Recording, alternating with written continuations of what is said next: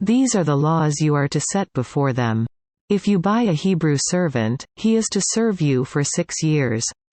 But in the 7th year, he shall go free, without paying anything. If he comes alone, he is to go free alone, but if he has a wife when he comes, she is to go with him.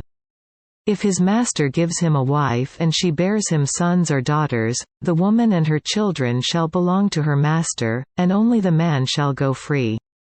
But if the servant declares, "I love my master and my wife and children and do not want to go free," then his master must take him before the judges. He shall take him to the door or the doorpost and pierce his ear with an awl. Then he will be his servant for life. If a man sells his daughter as a servant, she is not to go free as menservants do. If she does not please the master who has selected her for himself, he must let her be redeemed. He has no right to sell her to foreigners, because he has broken faith with her. If he selects her for his son, he must grant her the rights of a daughter. If he marries another woman, he must not deprive the first one of her food, clothing and marital rights. If he does not provide her with these 3 things, she is to go free, without any payment of money. Anyone who strikes a man and kills him shall surely be put to death. However, if he does not do it intentionally, but God lets it happen, he is to flee to a place I will designate. But if a man schemes and kills another man deliberately, take him away from my altar and put him to death. Anyone who attacks his father or his mother must be put to death. Anyone who kidnaps another and either sells him or still has him when he is caught must be put to death. Anyone who curses his father or mother must be put to death. If men quarrel and one hits the other with a stone or with his fist and he does not die but is confined to bed, the one who struck the blow will not be held responsible if the other gets up and walks around outside with his staff. However, he must pay the injured man for the loss of his time and see that he is completely healed. If a man beats his male or female slave with a rod and the slave dies as a direct result, he must be punished.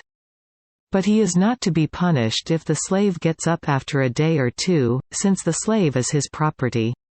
If men who are fighting hit a pregnant woman and she gives birth prematurely, but there is no serious injury, the offender must be fined whatever the woman's husband demands and the court allows. But if there is serious injury, you are to take life for life. Eye for eye, tooth for tooth, hand for hand, foot for foot. Burn for burn, wound for wound, bruise for bruise. If a man hits a manservant or maidservant in the eye and destroys it, he must let the servant go free to compensate for the eye. And if he knocks out the tooth of a manservant or maidservant, he must let the servant go free to compensate for the tooth. If a bull gores a man or a woman to death, the bull must be stoned to death, and its meat must not be eaten. But the owner of the bull will not be held responsible.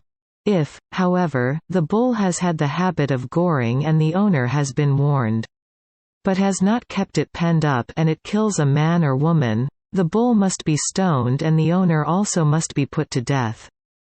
However, if payment is demanded of him, he may redeem his life by paying whatever is demanded. This law also applies if the bull gores a son or daughter. If the bull gores a male or female slave, the owner must pay 30 shekels of silver to the master of the slave, and the bull must be stoned. If a man uncovers a pit or digs one and fails to cover it and an ox or a donkey falls into it, the owner of the pit must pay for the loss. He must pay its owner, and the dead animal will be his. If a man's bull injures the bull of another and it dies, they are to sell the live one and divide both the money and the dead animal equally. However, if it was known that the bull had the habit of goring, yet the owner did not keep it penned up, the owner must pay, animal for animal, and the dead animal will be his.